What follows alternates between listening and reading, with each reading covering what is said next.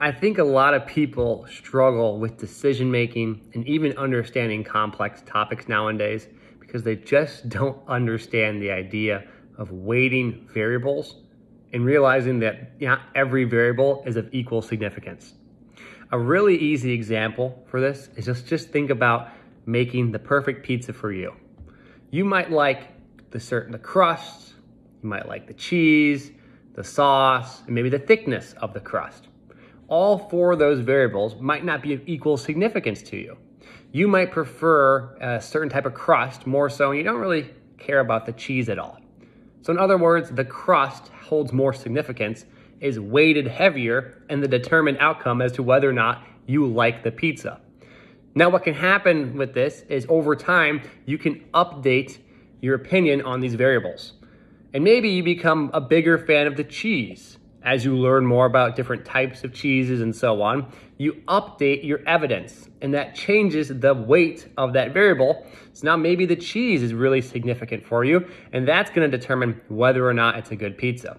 The same things apply to modern day life. When we see certain things and outcomes, there are lots of variables that go into that one specific outcome.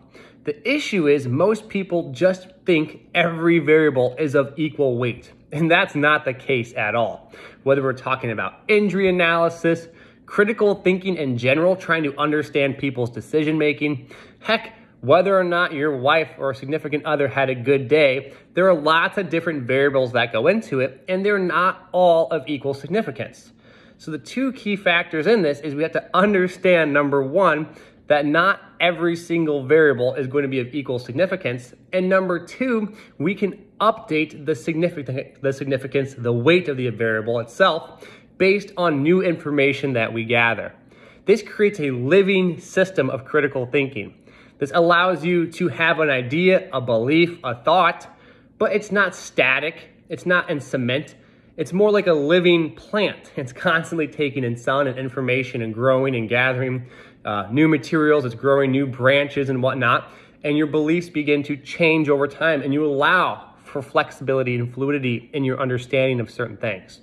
And this is why people get so confused and so upset, have trouble understanding each other, because certain people might weigh certain variables more than yourself might weigh, and they might think these variables are really significant. Like if you're talking about politics, they might say, oh, I think the United States total debt is of really high level significance. And that's going to impact some of my voting policies. Or someone else might say, oh, I think where the person's home state is and where they're from is really important for some reason, and that's huge significance for me.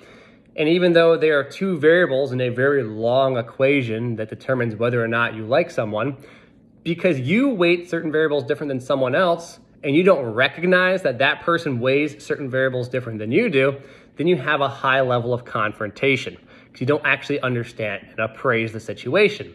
In a better world, you'd have a situation where the person who likes the federal debt or that's of significance to them, they explain that to the other person. We can update our systems of beliefs and ideas.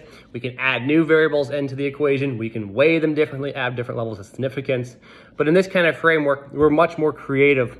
We're much more thoughtful and fluid and way, way less static. I hope that makes sense and explains why we have such crazy confusion at times when it comes to things that we see in life, decision making, and all the above.